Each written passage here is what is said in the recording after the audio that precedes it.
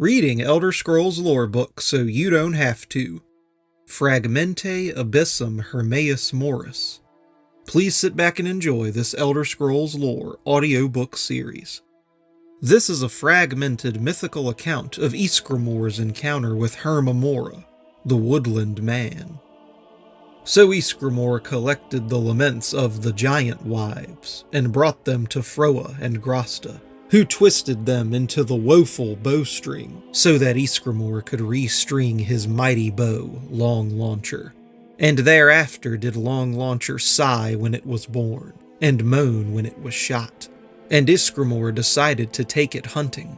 And he hunted and slew much game in the Atmoran Frostwood, until he paused at a ford to drink his fill. Then across the stream bounded the white stag of Forel Grim, and Ysgramor shot at it and missed, which in no wise pleased him. And he swore to pursue the white stag until it fell to him. But the stag was canny and quiet, and passed as a mist over the snow, so that Ysgramor did again and again sight it and lose it. For even the sighing of the woeful bowstring made more sound than did the white stag.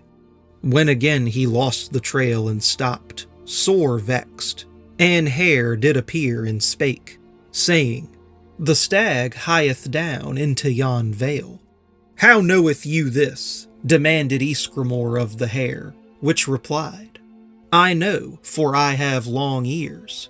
Yea, had you ears as long as mine, you too could hear your prey wherever it went." "Would then," said Ysgramor, "that my ears were as long as thine." At that the hare's nose did twitch, and Ysgramor felt his ears begin to grow and point. But a fox did leap from the coppice, and fall upon the hare, slaying it.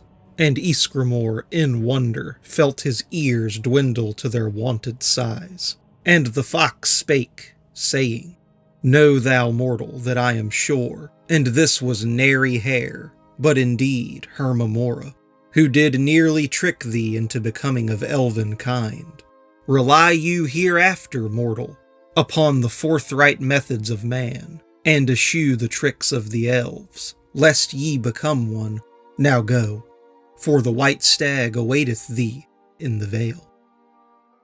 It seems as if Ysgramor did not heed the words of Shore, at least at first, because the next portion of this story features words written in a strange language, likely the language from ancient Atmora. But in summary, it involves Ysgramor pleading to Hermaeus Mora to barter for forbidden knowledge. Ysgramor writes the knowledge he seeks on parchment, saying that his desire to know is beyond reckoning, and in recompense, whatever price is named shall be met. And it certainly seems as if Hermaeus Mora heard this plea, because Ysgramor then writes of his visit to Apocrypha. Here's how the book continues. "My next dream was of Apocrypha, where I walked the halls of shadow among the nameless books. Among concepts and arguments I inhaled like smoke. In my left hand was a scroll of vellum, in my right hand a plume, and I wrote histories as I passed. Yet the scroll was unfilled. For as I wrote words beneath, the words above vanished. Then I paused at a plinth of lapis, for it contained an object heretofore unremarked, an urn with a curious finial.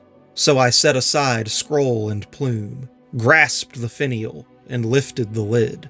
Within the urn was a viscous and noisome fluid, upon which floated, gray and glistening, a mortal's organ of thought.